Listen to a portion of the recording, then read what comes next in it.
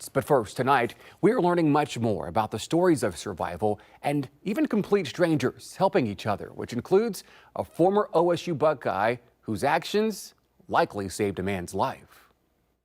This man is not about to die over here on 111. Y'all need to get this man some help. This is the now viral Facebook Live video that sparked a chain reaction between a group of complete strangers who managed to pull off a true Christmas miracle. Heartbreaking to even see someone so helpless. In the midst of Western New York's blizzard, Shakira Autry spotted and heard a man in terrible pain. His name, Joey White, a mentally challenged 64-year-old who got lost in the heavy snow while trying to walk home. My family, always taught me, to have compassion, and that's what I did. It was, I just had to jump in. With paramedics unable to respond due to road conditions, Autry took to social media pleading for help. You trying to feel better? Pardon me?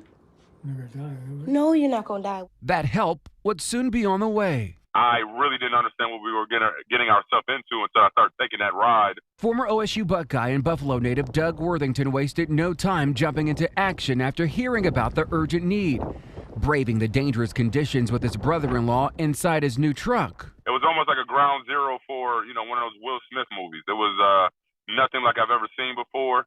The drive to Autry's home, which on a normal day would take 10 minutes, ended up taking 35 minutes.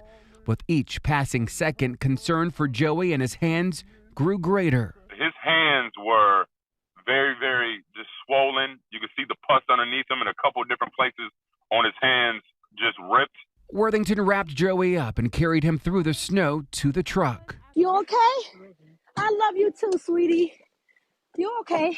Finally, Joey was on his way to the hospital. When we got him through those sliding doors and they told us to put him in a wheelchair, and, he was mouthing, thankful and, tearing up. It was, it was like winning a Rose Bowl. It was like winning against Michigan. It was something that, I will never forget. Joey is now in the ICU burn unit with severe frostbite. His sister Yvonne says it's touch and go whether his hands can be saved. She's hopeful and beyond grateful for those who jumped in to care for her brother, saving his life. Honestly, I'm sure he would have perished.